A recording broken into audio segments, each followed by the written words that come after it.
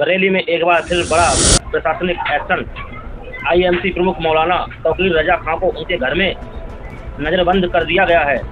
मौलाना ने अल्पसंख्यकों पर हो रही कथित जुल्म के खिलाफ कलेक्ट्रेट कूच और गिरफ्तारी देने की घोषणा की थी, लेकिन पुलिस ने उन्हें रविवार सुबह घर से बाहर निकलने ही नहीं दिया। मौलाना के आवास और आला हजरत दरगाह क्षेत्र को पुलिस छावनी में तब्दील कर दिया गया है। इलाके में धारा 144 लागू है। किसी भी तरह के मार्च, प्रदर्शन और भीड़ की इजाजत नहीं है। एसपी सिटी मानुष पारेख, एसपी उत्तरी मुकेश मिश्रा, सीओ आशुतोष शिवम सहित आला अधिकारी मौके पर तैनात हैं। शनिवार रात से ही कई इलाकों में अतिरिक्त फोर्स की तैनाती की गई थी। प्रशासन की सख्ती के चलते फिलहाल माहौल शांत है, लेकिन हर गतिविधि पर पैनी नजर रखी जा रही है। बोलिए मौलाना साहब, बोलिए। ये आईडी नीचे कर लो। आज गिरफ्तारी का जो हमने प्रोग्राम बनाया था, मुझे खामखा पैनिक क्रिएट करने की कोशिश कर रही है यहाँ पुलिस।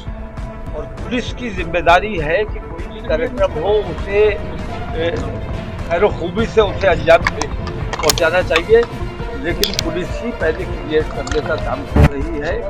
मैंने कहा था कि मेरी भीड़ नहीं आएगी और मैंने ये साबित किया है कि मैंने किसी भीड़ को नहीं बुलाया।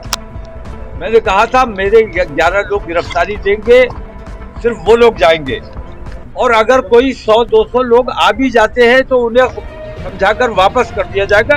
11 लोग गिरफ्तारी देंगे।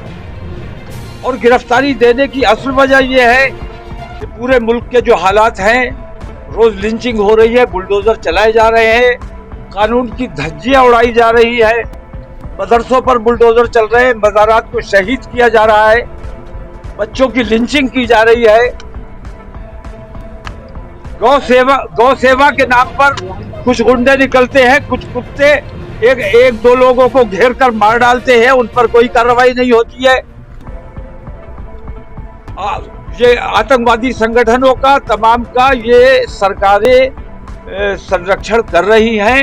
इन आतंकवादी संगठनों पर पाबंदी लगाई जाए। बजरंग दल जैसे आतंकवादी संगठन, जब तक इनको खुली छूट मिली रहेगी, देश के अमन अमान को हमेशा खतरा बना रहेगा।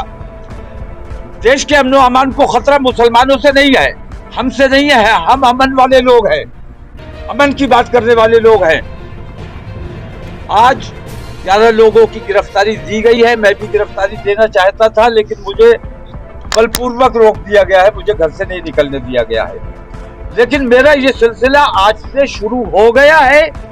कल 72 लोग गिरफ्तारी देंगे इंशाअल्लाह। उसके बाद अगले दिन 313 लोग गिरफ्तारी देंगे।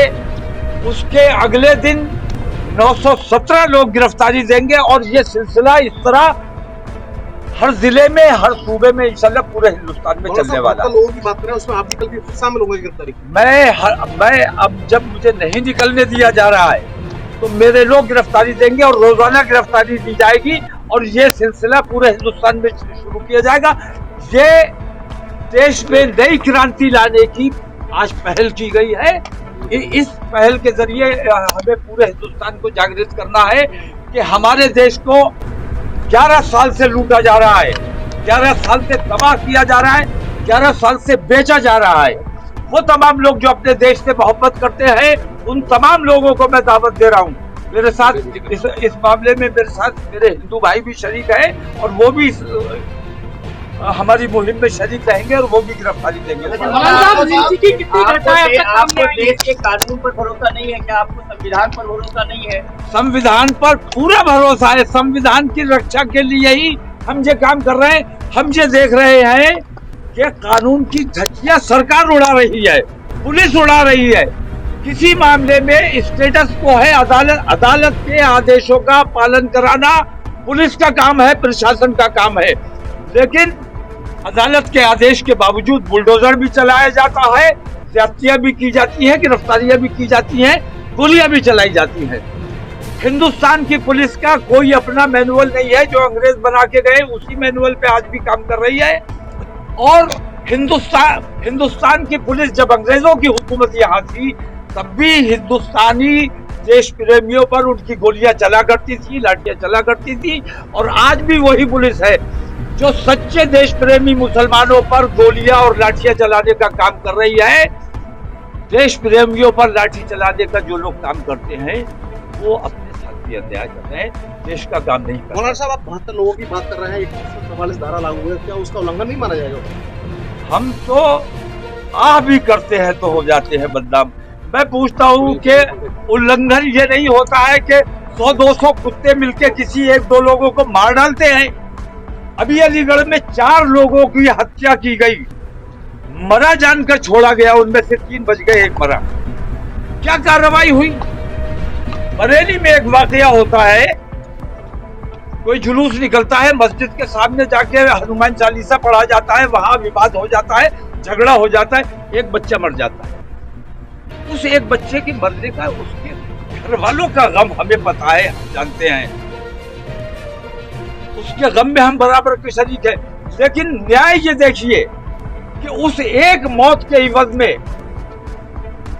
150 लोग जेल में पड़े हुए हैं और पूरी बस्ती को बुलडोजर से मस्मार कर दिया गया। ये तमाम तकलीफें देखते रहे हम और सब्र करते रहे, लेकिन सब्र का पैमाना तब लबरेज हो जाता है कि जब हमारे देश का प्रमुख देश के मजहबी भावनाओं को भड़काने का काम करता है। आप अपने महापुरुषों की तारीफ कीजिए, उनका सम्मान कीजिए, हमें बहुत खुशी होती है। आप अपने धर्म गुरुओं की तारीफ कीजिए, बहुत अच्छी बात है। लेकिन दूसरे के धर्म पर उंगली उठाना, दूसरे के धर्म गुरुओं को, बुजुर्गों को बुरा भला कहना, इसकी इजाजत किसी को नहीं है। अगर प्रदेश प्रमुख ही ये काम कर रहा है तो इसकी शिकायत हम किससे करने जाएं? इसलिए हम गिरफ्तारी देने के लिए बाध्य हैं और ये गिरफ्तारी का सिलसिला तब तक जारी रहेगा जब तक ये तमाम बेईमानियां बंद नहीं की जाती।